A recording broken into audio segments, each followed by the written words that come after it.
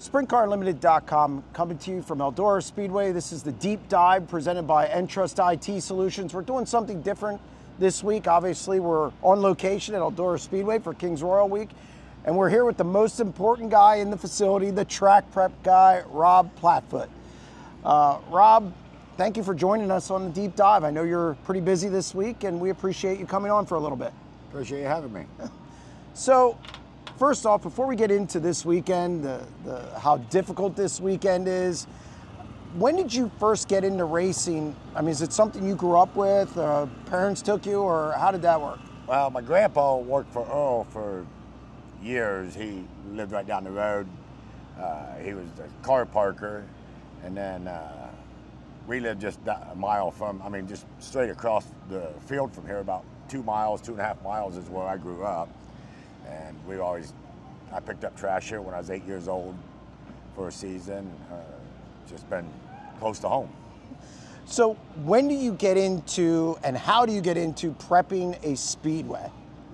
A lot of hours. A lot of people yelling at you? Well, you got to have broad shoulders because, I don't look at social media and worry about what they say. I know if the track's shit and I know if it's good, so I'm harder on myself than anybody on social media or whatever, so I don't pay no attention to that. But you start like 2 weeks. So I started, went on a little trip 4th of July, came home, started on that Sunday, started working track, started watering. This thing is a water hog. It just loves water. You can put up to 60,000 gallons a day on this if the weather's right, to give you the heat and the sun. But this year's been pretty good because I always actually had some rain here or there, so it sure helped me out this year. So when did you prepare your first track? How old were you, and how many years have you been here? Well, so I started pushing here at 87 with the push truck, and then quit that for a few years, and I came back in 2001, and I haven't missed 5 races since 2001. I was a push truck under Earl, and then when Tony bought it, I was a push truck. Then I moved to the front drive, and then Chad Smithmeyer, Earl's grandson, I helped him do the track, and then he left, and then I took his position. I was with Chad for about 10 years of working on equipment and helping with track and stuff like that in the evenings. How long did it take you to get comfortable to where you could prep this track the way you feel it needs to be? Did it take years? Are you still learning? How long did it take you to get comfortable doing it, and when did you become the head guy here? Chad quit in 2015 or 16. Kings Royal truck race. Kings Royal was my first 2 big events. Talk about being thrown in. thrown into the wolves, that's for sure. But no, I was pretty confident in it right away. I'm a hard worker, so I just knew what, but I've helped him enough that I kind of knew what it took, and so we just went with it. And and Tony was here. Then in 2017, I blew my knee out jumping the wall, but during the dream, and then I didn't have surgery until, August, because I had to do the truck race and the Kings Royal and stuff. So I hobbled along around for a while with that. But I just don't get too excited. And my guys that I know that work with me, if I blow off at the handle, they know it's a stress moment, and I'm over it as soon as I get done saying it, So they understand that. That's good too, Are you still learning this process? Is it never an exact science? You have weather, you have wind.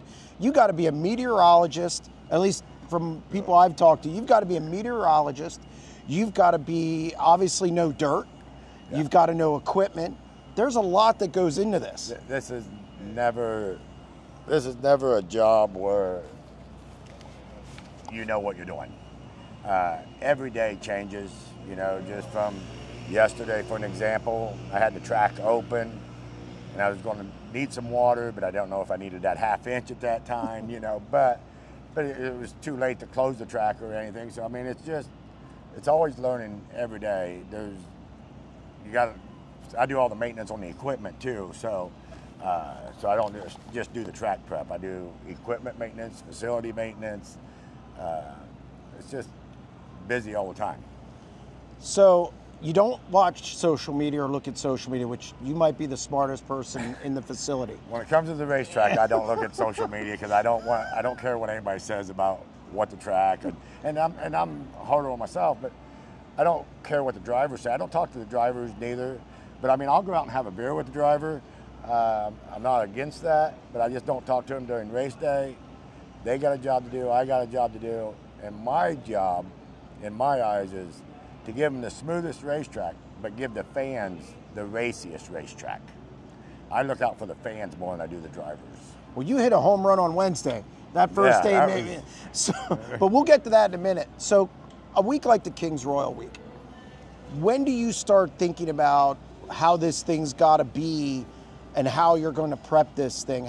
Do you start thinking a week out, a month out, because you got to look at the weather beforehand? When do you kind of start making a plan for a week like this of 4 nights of racing? It's usually 2 weeks. I mean, I got to start watering, the week before and getting the moisture set down in, and you got to make sure you get enough moisture set down in so it can last you all weekend, because the wheel spin comes and the guys around here, the joke is, I always say, I hate starting at 6:30, which I do. I mean, 6:30 is the dumbest time to start a race on dirt in my eyes. Let the sun go down a little more, but we always manage through it. But you're a good week to start watering and getting the moisture down right to get what you need. Now, after the races last night, you went to work right away. Yes. What was the process after Wednesday night's double down duels? I mean, obviously, the drivers are getting their stuff together to get out of here or work maintenance the cars today. I know when I walked across the track, probably about an hour after the races were over, there was already a groove across the top where it looked like the grader went. What's the process after Wednesday night here? So I had a little character spot in turn 1 down at the bottom. It got soft on me from the rain, and when it rained and you seen the dirt turning a different color, it was like, well, there's nothing I can do at this point. So then I brought the pad foot down, and we brought the smooth drum roller and the skid loader, and we filled it in and smoothed it out, and hopefully we got it packed in good and tight to keep that, and I left it a little slick just so they won't peel it out as quick. And then we start sheep's footing the whole track and then putting holes in it. So I got holes to put the windrow in, because we had that big cushion up there last night. That's a lot bigger cushion than I ever have, but Mother Nature helped with that. My goal is, my theory is, the wall is the cushion, and so that's usually where I like to try to put it in the driver's hands to finesse them pedals and not just be wide open. So we're going to go back a little bit. Probably the sorest subject for you, the late model deal where they had the new clay on. Oh, I got to ask you. Yes, the dream. First off, when you get new clay, how difficult is that to get it, knead it in? What's that process like? I think people believe, like fans believe, you just stick it on and go and that's it. That's not how it works. How should that process go, and what happened with the late model dream? So what you do is you got to rip the old surface up with rippers, and then we did that. Then we threw dirt down and we sheep footed it and beat it together and kept going in layers, But we did that in the fall. So, but the material that we got, it's such gumbo clay. It's pretty much pure clay, and I mean it holds the moisture. So then it was layering on us, and we could, through the spring, it was a wet spring that year. Yep. And so then we couldn't get it to the bottom to dry out. So then we came in and we ripped it open to try to get so we could put the moisture down and let it air out. But so then when we did that, then Mother Nature came in and gave us a bunch of rain. Oh no. And then so then we was trying to seal it off, and then we had probably the top 3 inches, and we put 8 inches on in the fall. The top 3 inches was just slime and muck. So, and Tony was here, and we just canceled the whole weekend. I said, let me make some phone calls. And so I called Bruns Development out of St. Henry here, and they came in with an excavator and 2 dump trucks, and I had Klingston's down here, the local company, bring a couple dump trucks, and we hauled it out back. And I mean, when he started taking that 3 inches off and he got halfway around the racetrack, and Tony looked at me and he said, well, what do you think? I said, I think we're going to be able to go racing. And within like 7 hours or something like that, they had 3 inches taken completely off the whole racetrack. And the only thing I had to do is go out and till it, because, you know, he's an equipment operator too, yep. And he was good. He just took off the 3 inches and he didn't have me no big ripples or nothing. So he actually made it pretty easy on us. But then the track was completely set, and now I got that dirt back there, but I want to screen it before I put it back on. There's nothing wrong with it. It's just that where we layered it and we got that rain, it just didn't bond and then made mush. How much of a sleepless week was that for you leading up to taking all that off? Because Late Model Dream is one of the biggest races in the country. Tony, I mean, I know Tony, you know Tony. Tony, you know, he wants to race. I know there's expectations there. Yes. What was that week like leading up to that week, and then all the decision making and moving parts there? That had to be some sleepless nights for you. Well, you know, going into all these big events, they're all sleepless nights. I mean, I didn't get off the racetrack until 10 till 3 this morning.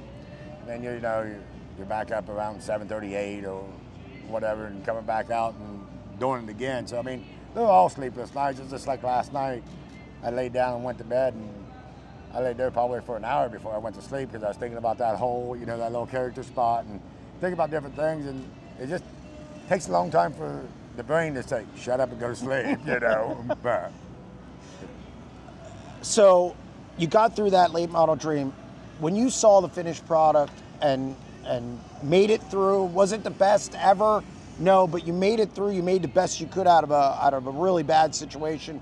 You had to feel a sense of accomplishment just even pulling that event off. Oh yeah, for sure. The weight was lifted, because going into it, like I said, with the rain and with that slime, and the last thing you wanted to do was cancel an event, and that of that nature, the day before and everything else. But yeah, it was a lot of weight lifted off your shoulders. It was relieving. I mean, and the racing wasn't terrible, but it was we got the show in, That was a relief.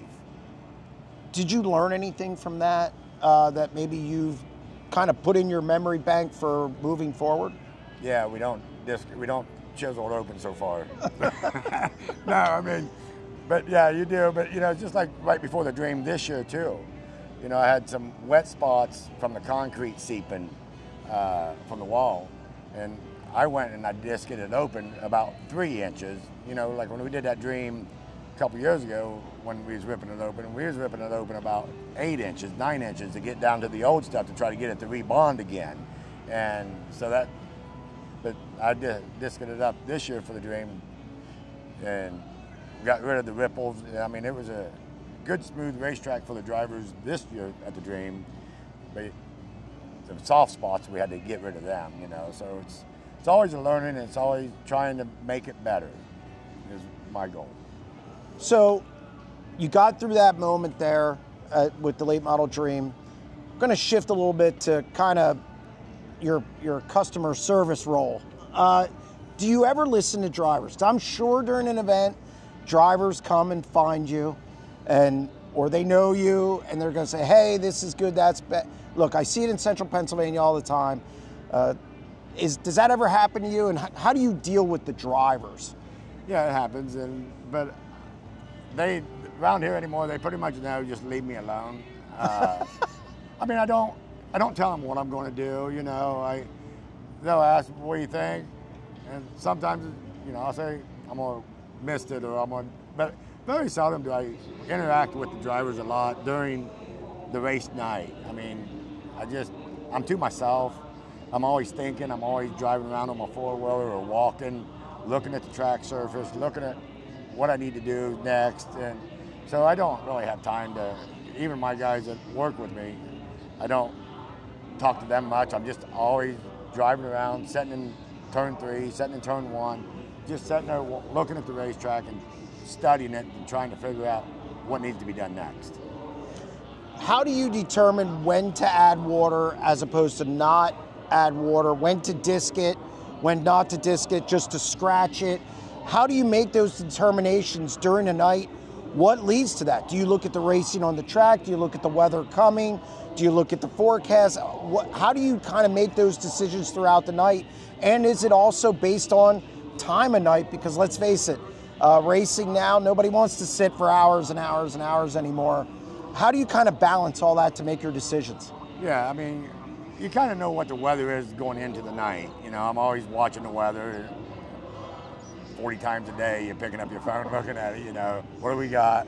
But then you're watching the racetrack. So if it's starting to slick off and it's like, well, we might have to do something before the feature. But this track very seldom takes rubber. And then you're looking at the bottom and the top of the racetrack, and then they start moving. It's a little wetter at the bottom because they haven't ran that, because hot laps qualifying, they run pretty much the middle of the racetrack. So then when they start moving them marbles and running them across, and then they'll take that black right back off of it and then make it a whole new racetrack. And then you can just keep right on racing, you know, just like we did last night. We didn't do nothing to the racetrack. I guess I did go out and pack it a couple times just right there at the cushion, but other than that, that's what my goal is. If I get my job done right, I don't have to usually do nothing to the racetrack. And it's a lot to say, but if you hit it just right, and I'd have to say probably 85% of the time, I don't do nothing to the racetrack. I mean, during the races. Last night you didn't have to. It was really good. Anybody who maybe missed the highlights of last night's Flow broadcast with the first day main especially, it was sensational. Tony Stewart. Tony's obviously owns the place.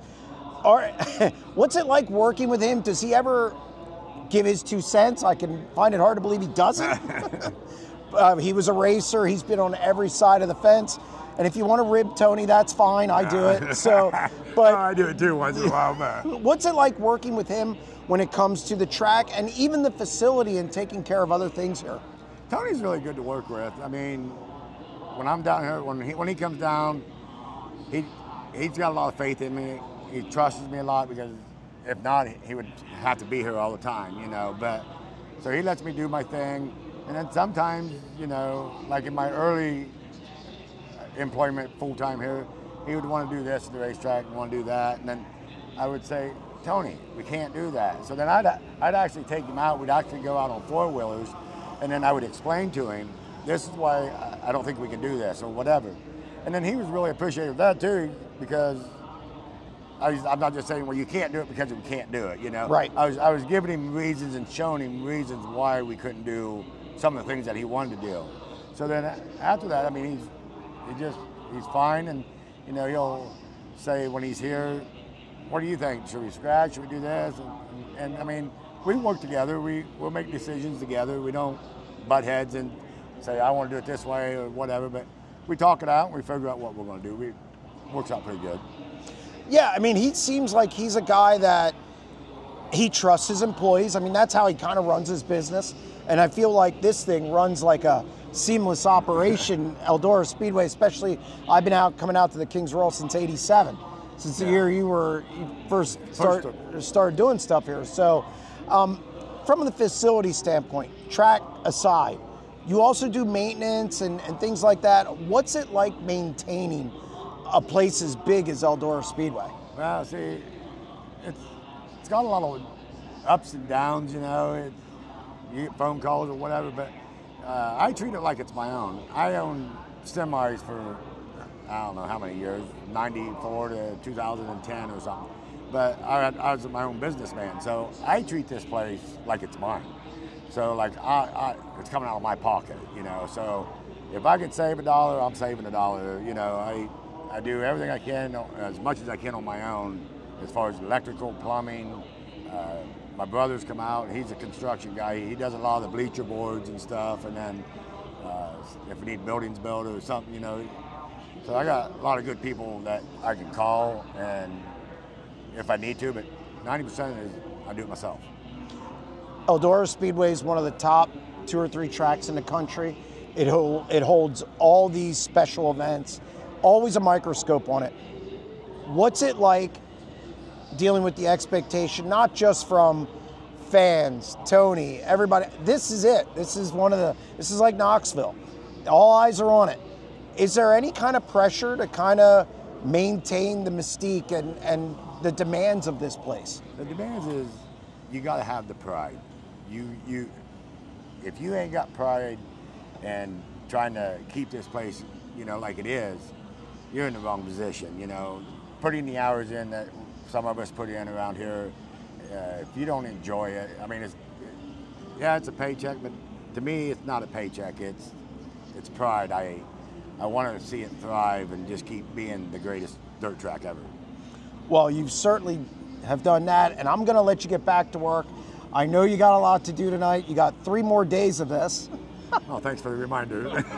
Now, do you take a vacation after this? No, not usually. I think this year, next weekend, we're going for just a couple days to Hocking Hills, but I usually don't take vacations. I don't like the wife wants to go on vacation. I hate 7-day vacations because I can't sit still long enough, but no, I just rather be here, Then I do Florida, Tony lets me go to Florida, and I do Volusia. I've been doing Volusia for...